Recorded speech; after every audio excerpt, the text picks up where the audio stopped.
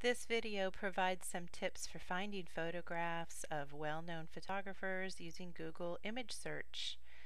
I am now on the advanced image search page of Google, and what I'm going to do first of all is indicate what size image I want Google to find for me. I'm going to do that by clicking on the arrow next to the drop-down menu that says any size. And you can see that there are a lot of options here. Since I know that I'm going to be using this for a blog post, I don't need a really big image, but I certainly want it to be bigger than 400 by 300, so I'm going to select that option. And then at the top, in the search box, I'm going to enter the name of the photographer I am looking for, and in quotes, and the word photography. By putting that name in quotes, it's going to actually search for those two words together that are associated with photographs. And I'm going to leave everything else as is and click on Search Images at the bottom.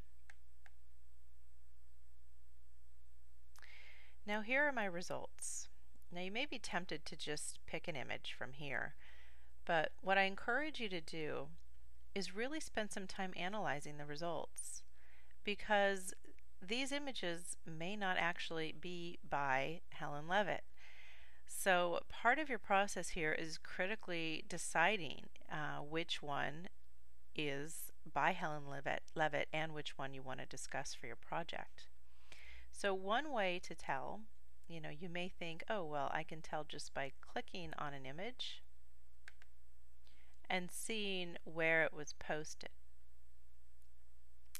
You can see the website behind the image where it's posted, and I really can't tell at all whether or not that is a valid source.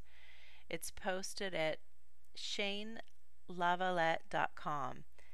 That looks like someone's blog, and I don't know who that person is. So I'm going to go back one more, and I'm going to consider one other thing. It's a good rule of thumb that the more the photograph appears in this search, the more likely the photograph is going to be by the actual photographer. So if I look for that image, I can scan down and see that it's actually repeated several times in this search. And so that, of course, is going to increase the likelihood that it's actually by that photographer. I'm going to click on this one here.